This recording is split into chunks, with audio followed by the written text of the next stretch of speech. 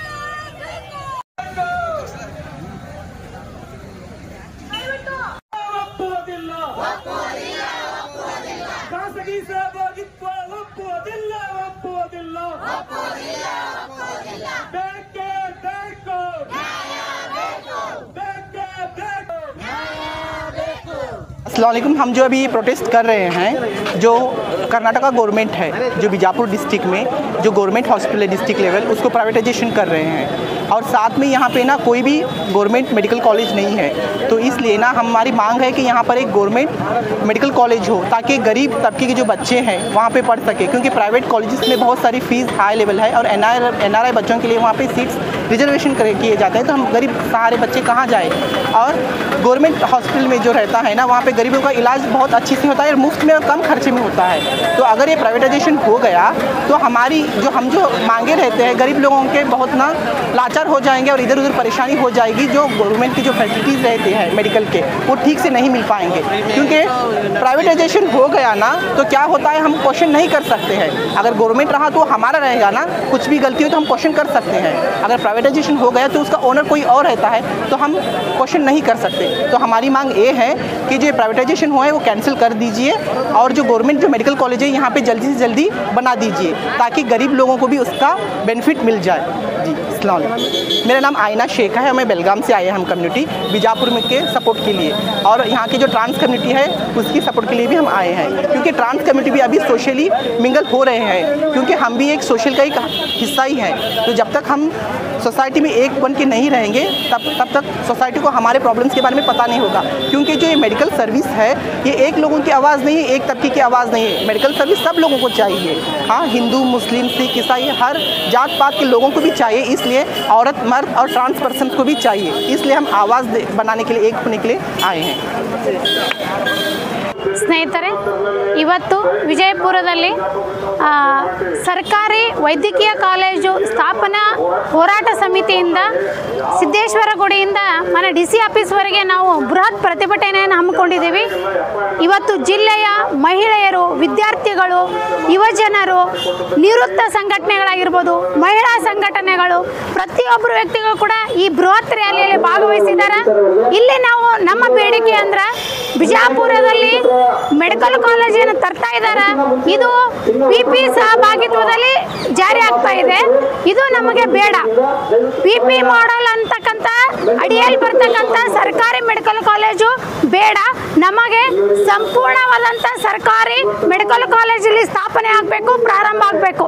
ಯಾಕಂದ್ರೆ ಜಿಲ್ಲೆಯಲ್ಲಿ ಸಾಕಷ್ಟು ಇವತ್ತು ಬಡ ಜನರದರ, ವೈದ್ಯಕೀಯ ಸೇವೆಗಳು ಉಚಿತವಾಗಿ ಸೌಲಭ್ಯಗಳು ಬೇಕು ನಮ್ಮ ಜಿಲ್ಲೆಯ ಜನತೆಗೆ। ಅದಕ್ಕಾಗಿ ಯಾವುದೇ ಸಹಭಾಗಿತ್ವದಲ್ಲಿ ನಮ್ಮ ಸರ್ಕಾರಿ ಮೆಡಿಕಲ್ ಕಾಲೇಜ್ ಬಿಜಾಪುರದಲ್ಲಿ ಬೇಡ, ಸಂಪೂರ್ಣವಾದಂಥ ಮೆಡಿಕಲ್ ಕಾಲೇಜನ್ನು ಸ್ಥಾಪನೆ ಆಗಬೇಕು। ಪಿಪಿ ಮಾಡೆಲ್ ತರೋದ್ರಿಂದ ಬಡ ಜನರಿಗೆ ಅನುಕೂಲ ಆಗೋದಿಲ್ಲ। ಈಗಾಗಲೇ 2 ಮೆಡಿಕಲ್ ಕಾಲೇಜ್ಗಳು ಜಿಲ್ಲೆಯಲ್ಲಿದ್ದಾವೆ, ಸರ್ಕಾರಿ ಶಾಲಾ ಕಾಲೇಜುಗಳು, ವೈದ್ಯಕೀಯ ಕಾಲೇಜು ಅವಶ್ಯ ಇರೋದ್ರಿಂದ ನಾವು ಒತ್ತಾಯಿಸಿ ಬೃಹತ್ ಒಂದು ಪ್ರತಿಭಟನಾ ಮೆರವಣಿಗೆಯನ್ನು ಹಮ್ಮಿಕೊಂಡಿದ್ದೀವಿ।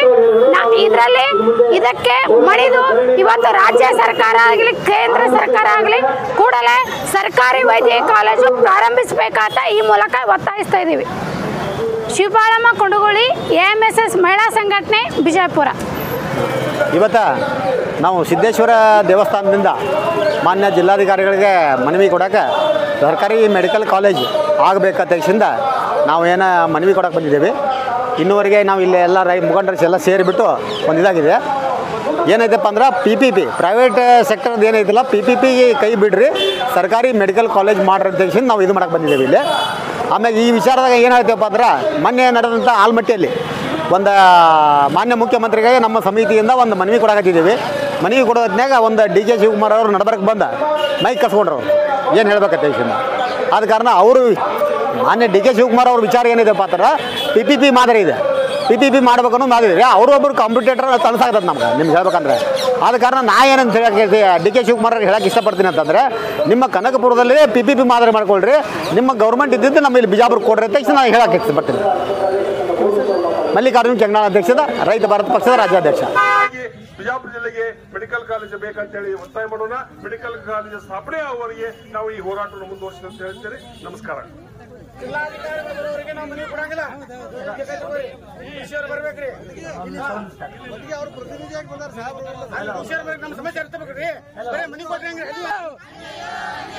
ಬೇಕೇ ಬೇಕು, ಎಂತಕ್ಕಾಗಿ ಹೋರಾಟ, ಎಲ್ಲಿಯವರೆಗೆ ಹೋರಾಟ? ಭ್ರಷ್ಟ ರಾಜಕಾರಣಿಗಳಿಗೆ ಬೇಕೇ ಬೇಕು, ಬೇಕೇ ಬೇಕು.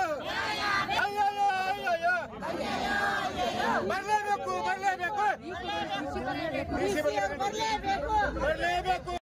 ವೈದ್ಯಕೀಯ ಕಾಲೇಜು ಸ್ಥಾಪನೆಗಾಗಿ ಹೋರಾಟ ಸಮಿತಿ ವತಿಯಿಂದ ಮಾನ್ಯ ಶ್ರೀ ಸಿದ್ದರಾಮಯ್ಯನವರು, ಸನ್ಮಾನ್ಯ ಮುಖ್ಯಮಂತ್ರಿಗಳು, ಕರ್ನಾಟಕ ಸರ್ಕಾರ, ವಿಧಾನಸೌಧ ಬೆಂಗಳೂರು, ಮಾನ್ಯ ಜಿಲ್ಲಾಧಿಕಾರಿಗಳ ಮುಖಾಂತರ ವಿಷಯ ವಿಜಯಪುರ ಜಿಲ್ಲೆಯ ಸರ್ಕಾರಿ ವೈದ್ಯಕೀಯ ಕಾಲೇಜು ಉದ್ದೇಶಿತ PPP ಮಾದರಿಯನ್ನು ಕೈಬಿಟ್ಟು ಸಂಪೂರ್ಣ ಸರ್ಕಾರಿ ಕಾಲೇಜಾಗಿ ಆರಂಭಿಸಲು ಕೋರಿ ಮಾನ್ಯರೇ, ವಿಜಯಪುರ ಜಿಲ್ಲೆಯ ಒಮ್ಮೆ ಅತಿವೃಷ್ಟಿಗೆ ಮಗದೊಮ್ಮೆ ಅನಾವೃಷ್ಟಿಗೆ ತುತ್ತಾಗುವ, ಕೆಲವೊಮ್ಮೆ ಬರಗಾಲಕ್ಕೆ ಬಲಿಯಾಗುವ ಜಿಲ್ಲೆ. ಹೆಸರಿಗೆ ಪಂಚ ನದಿಗಳ ಬೀಡಾದರೂ ಜನರ ಬದುಕು ಹಸಿರಾಗಲೇ ಇಲ್ಲ. ಕಿತ್ತು ತಿನ್ನುವ ಬಡತನ ಮತ್ತು ಸೌಲಭ್ಯಗಳ ಕೊರತೆಯಿಂದಾಗಿ ಇಲ್ಲಿ ಮಕ್ಕಳು ಗುಣಮಟ್ಟದ ಶಿಕ್ಷಣದಿಂದ ವಂಚಿತರಾಗಿದ್ದಾರೆ. ಜೊತೆಗೆ ಇಲ್ಲಿನ ಜನರ ಆರೋಗ್ಯ ಪರಿಸ್ಥಿತಿಯು ಅಷ್ಟೊಂದು ಗುಣಮಟ್ಟವನ್ನು ಹೊಂದಿಲ್ಲ. ಇಂತಹ ವಿಷಮ ಪರಿಸ್ಥಿತಿಯಿಂದಾಗಿ ಸರ್ಕಾರಿ ಆಸ್ಪತ್ರೆಯು ಯಾವತ್ತೂ ರೋಗಿಗಳ ಸಂಖ್ಯೆಯಿಂದ ತುಂಬಿ ತುಳುಕುತ್ತಿರುತ್ತದೆ.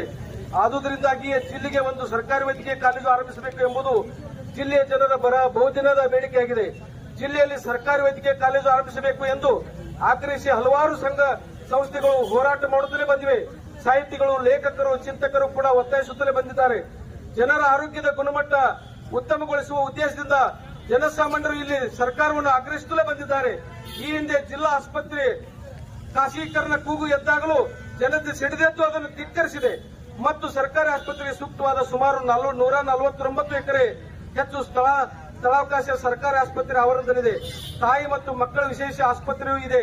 ಇದೆಲ್ಲವೂ ಗಮನದಲ್ಲಿಟ್ಟುಕೊಂಡೇ MCI ಮೆಡಿಕಲ್ ಕೌನ್ಸಿಲ್ ಆಫ್ ಇಂಡಿಯಾನ ನಿಯೋಗ ವಿಜಯಪುರಕ್ಕೆ ಆಗಮಿಸಿ ಸ್ಥಳ ಪರಿಶೀಲಿಸಿ ಜಿಲ್ಲೆಯಲ್ಲಿ ಸರ್ಕಾರಿ ವೈದ್ಯಕೀಯ ಕಾಲೇಜು ಆರಂಭಿಸಲು ಶಿಫಾರಸು ಮಾಡಿತ್ತು. ಹಾಗಾಗಿ ಜಿಲ್ಲೆಯ ಜನರ ಹೋರಾಟ ಮತ್ತು ಆಗ್ರಹದಿಂದಾಗಿ ಇದೀಗ ತಮ್ಮ ಸರ್ಕಾರವು ವಿಜಯಪುರ ಜಿಲ್ಲೆಗೆ ಸರ್ಕಾರಿ ವೈದ್ಯಕೀಯ ಕಾಲೇಜನ್ನು ಆರಂಭಿಸಲು ತಾತ್ವಿಕ ಒಪ್ಪಿಕೊಂಡಿದೆ.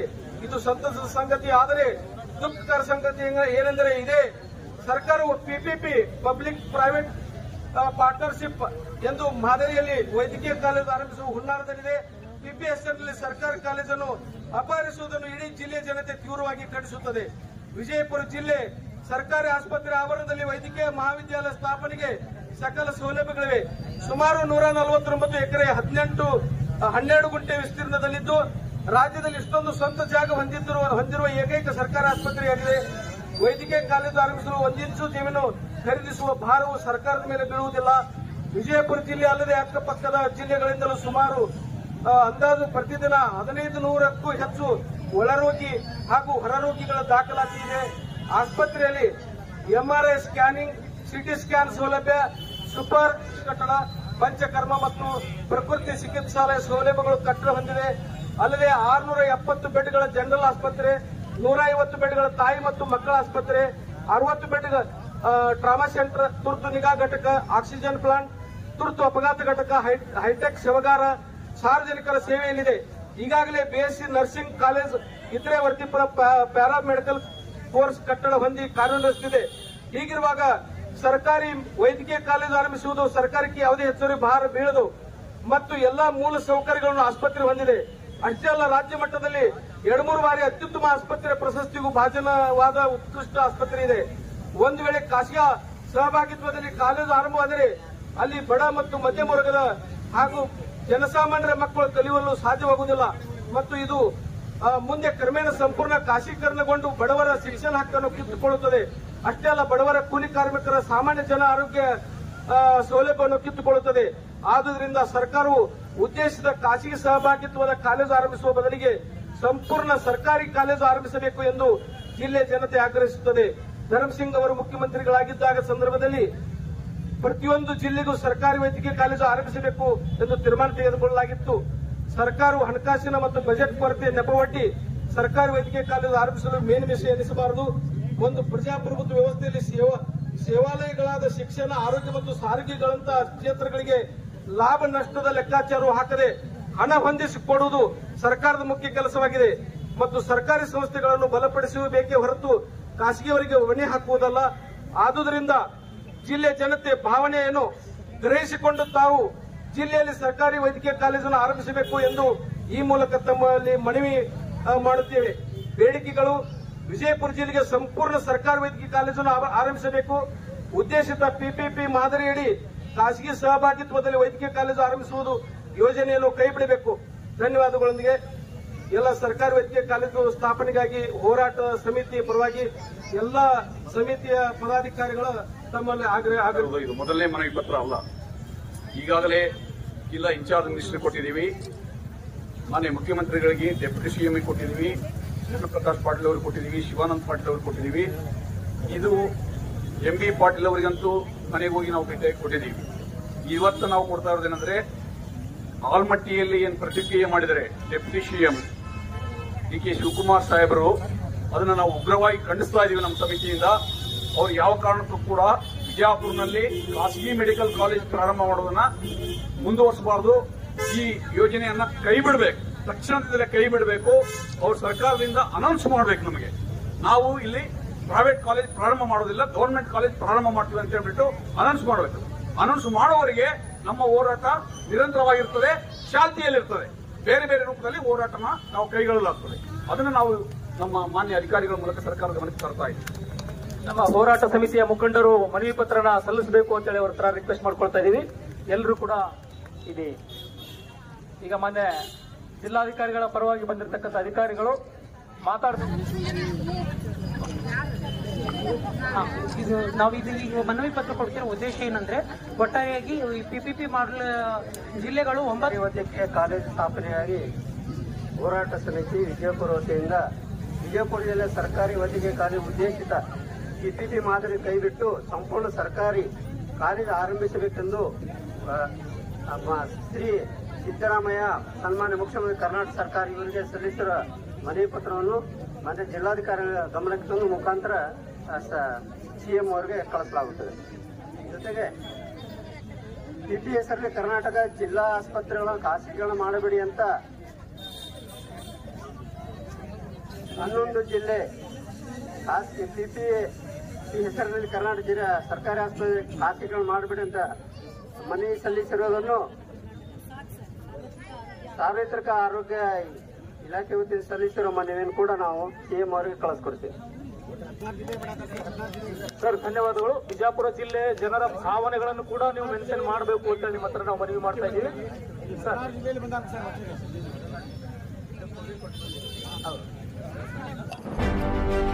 ಯಾವುದೇ ಹೊಸ ಸುದ್ದಿಯನ್ನ ನೋಡಲು ನಮ್ಮ S-News ಕರ್ನಾಟಕ ಎಕ್ಸ್‌ಪ್ರೆಸ್ನ ನೋಡ್ತಾ ಇರಿ. ಹಾಗೆ ನಮ್ಮ ಚಾನೆಲ್ನ ಸಬ್ಸ್ಕ್ರೈಬ್ ಮಾಡಿ, ಬಾಜು ಇರುವ ಬೆಲ್ ಐಕಾನ್ ಅನ್ನ ಕ್ಲಿಕ್ ಮಾಡಿ. ಹಾಗೆ ನಮ್ಮ ಚಾನೆಲ್ನ ಲೈಕ್ ಮಾಡಿ, ಶೇರ್ ಮಾಡಿ. ನಮ್ಮ ನಡೆ ಸತ್ಯದ ಕಡೆ.